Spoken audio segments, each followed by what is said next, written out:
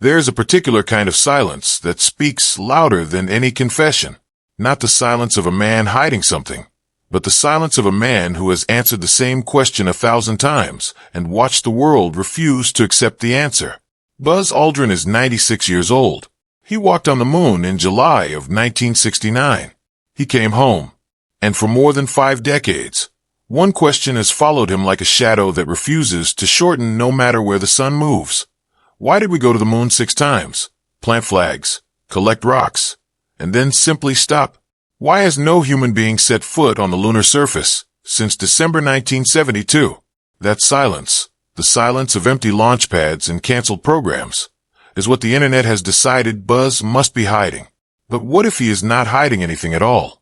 What if the real answer has been sitting in plain sight for decades, and we have simply been too distracted by conspiracy theories to read it?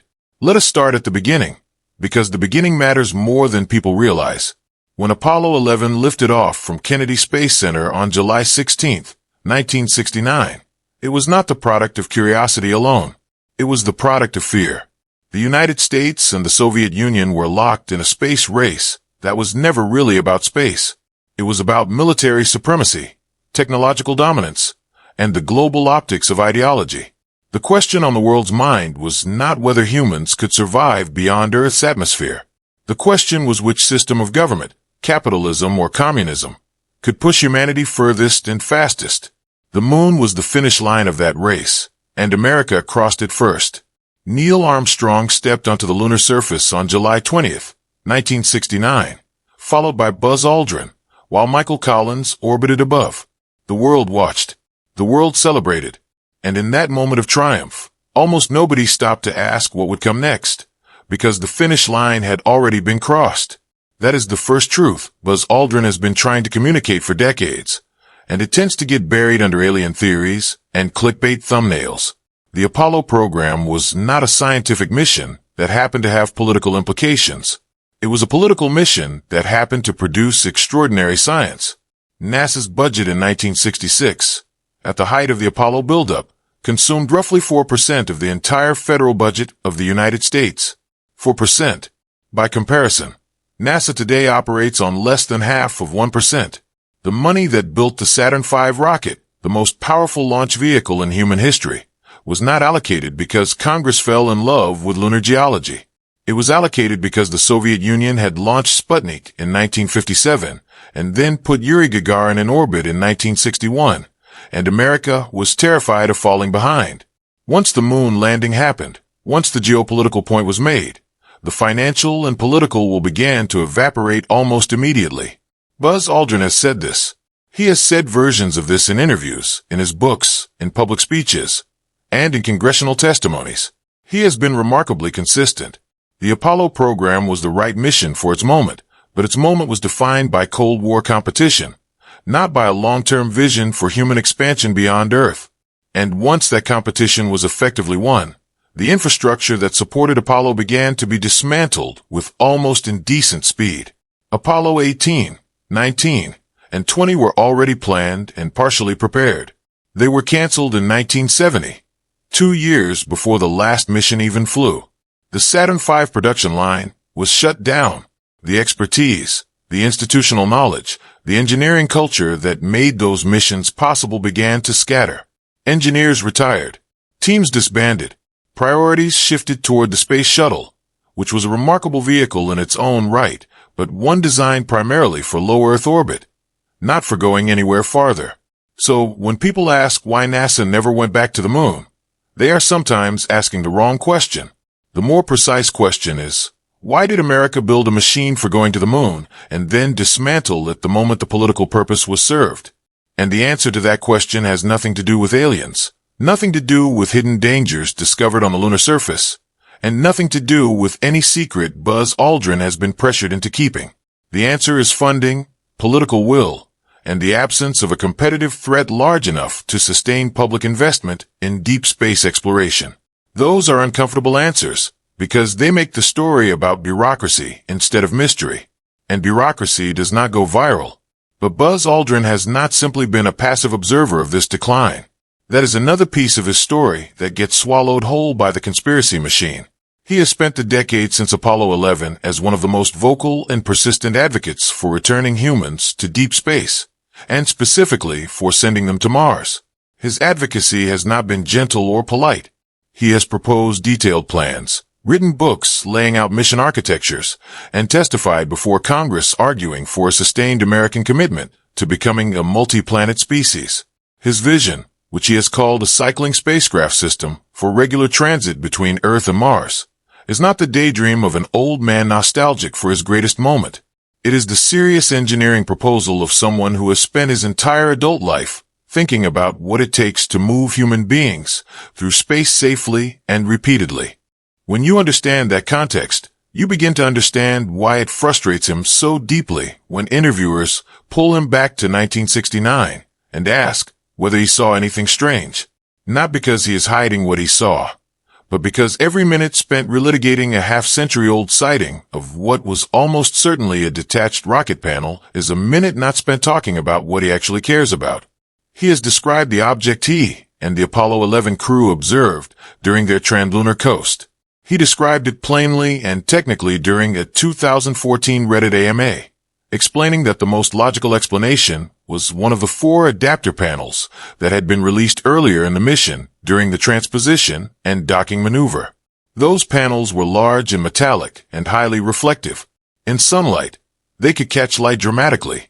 2 objects moving in similar trajectories can appear to move together, the way cars traveling at the same speed on a highway seem to stay fixed relative to each other. What was briefly unidentified became explainable through basic physics and mission mechanics. That is not a cover-up. That is how actual science works. The deeper issue, and Buzz Aldrin has circled this truth for years, without always being given the space to finish the thought, is that the moon itself revealed something humbling when humans finally got there. Not something terrifying. Not something that forced a secret agreement to stay away. Something humbling in the most ordinary sense. It is extraordinarily expensive and logistically demanding to go there, and without a clear reason that sustains public and political support over long periods of time, large-scale space programs lose their funding before they can mature into something permanent. The Apollo program demonstrated this painfully. You can build the greatest rocket ever constructed, train the best pilots and scientists in the world, pull off one of the most complex engineering achievements in human history, and still watch the whole enterprise be mothballed within a few years because the political moment that created it has passed. This is something Buzz Aldrin understands at a cellular level, and it has shaped everything he has advocated for since 1969. He watched the momentum of Apollo evaporate in real time. He watched NASA pivot to the space shuttle, which was an orbiting laboratory rather than an exploration vessel. He watched the International Space Station absorb decades of funding and attention in a project focused on presence in low Earth orbit rather than expansion to other worlds. And through all of it, he kept pointing in a different direction. He kept pointing at Mars, not as a vague aspiration, but as a specific, achievable goal that could give the space program the kind of sustained purpose that the moon race provided in the 1960s, except this time built on a foundation of science, survival, and genuine species-level ambition, rather than Cold War competition. The moon, in Buzz Aldrin's framework, is not the destination. It is a waypoint, and not necessarily a required one. He has argued at various points that focusing too heavily on returning to the moon risks recreating the Apollo trap, pouring enormous resources into a destination that, once reached, loses its political magnetism. He has been cautious about flags and footprints, missions that demonstrate human presence without building permanent infrastructure. What he has consistently pushed for is a program with staying power, one designed from the beginning to establish something lasting rather than to win a race, and then declare victory before the hard work begins. None of this makes for easy viral content. Astronaut argues for sustained political commitment to multi-decade Mars exploration program with cycling spacecraft architecture is not a headline that competes with Buzz Aldrin breaks silence on alien encounter. And so the internet does what it does. It takes a 96-year-old man with decades of complex, forward-looking thought and reduces him to a wide-eyed witness standing on a crater's edge, staring at something he was not supposed to see. It takes his technical precision and calls it evasion. It takes his frustration with repetitive questions and calls it guilt. It takes his genuine curiosity about Mars and relocates it, sometimes literally, as in the case of the infamous monolith clip, attaching his words about a geological feature on Phobos, one of the moons of Mars, to the entirely different location of Earth's moon, simply because the audience is unlikely to notice the difference. That particular episode is worth examining carefully because it illustrates how misinformation about Buzz Aldrin specifically operates. He gave an interview in which he discussed an unusual surface feature on Phobos that had attracted scientific interest. Phobos is a small, irregular moon orbiting Mars, and it has a large boulder on its surface that, from certain angles, casts a dramatic shadow and appears strikingly rectangular. Scientists call it the Phobos monolith. It is almost certainly a natural geological feature, but its unusual appearance has generated legitimate scientific curiosity and, inevitably, a great deal of online speculation. Buzz, speaking in the spirit of exploration and genuine curiosity, suggested that when humans eventually get close enough to examine it, the monolith would generate enormous public interest and could serve as a compelling reason to go look. That is the complete, unremarkable, scientifically grounded thing he actually said. What the internet turned it into was a confession about a mysterious structure on Earth's moon, with the word Phobos quietly excised from the conversation and the word moon inserted in its place. This is how the legend stays alive, not through invention of entirely new lies, but through the quiet relocation of real statements. A real sighting moved from briefly unidentified rocket hardware to alien spacecraft. A real monolith conversation moved from Mars's moon to Earth's moon. A real expression of exhaustion with repetitive questions moved from understandable fatigue to suspicious defensiveness. The raw material is always something Buzz actually said or experienced. The distortion happens in the geography of meaning, in what gets removed and what gets added and what gets quietly swapped. What he has actually been trying to say, consistently, for more than 50 years, is both simpler and more challenging than any alien theory. He has been saying that the moon landing was not the end of a story. It was the demonstration of a capability, and that capability was subsequently abandoned before it could be developed into something permanent. He has been saying that humanity is at a crossroads regarding its long-term survival, and that becoming a multi-planet species is not science fiction, but a practical necessity if the species intends to persist beyond whatever catastrophes a single planet might eventually produce. He has been saying that the political and institutional structures that govern space exploration are not organized around the timescales that genuine deep space exploration requires, and that fixing this organizational problem is more important and more difficult than building any particular rocket. These are not the words of a man with a secret. These are the words of a man with a mission that the media ecosystem of the 21st century is structurally incapable of presenting accurately, because it is too slow, too complex, and too free of drama to hold attention in an environment optimized for outrage and revelation. There is something quietly poignant about the image of a 96-year-old man who walked on the moon, watching the internet repeatedly reduce that walk to a footnote in someone else's conspiracy theory. He did the thing. He actually went. He stood on the surface of another world and looked back at the blue marble hanging in the black, and came home to a planet that has spent the intervening decades arguing about whether the trip was real. He has spent those same decades trying to ensure that the trip was not the last of its kind, that the capability his generation demonstrated would eventually be applied to something permanent and meaningful. And for his trouble, he has been cast as a reluctant whistleblower, a terrified witness, a man on the verge of revealing the truth that powerful forces have kept him from sharing. The truth he has been sharing is less dramatic and more important.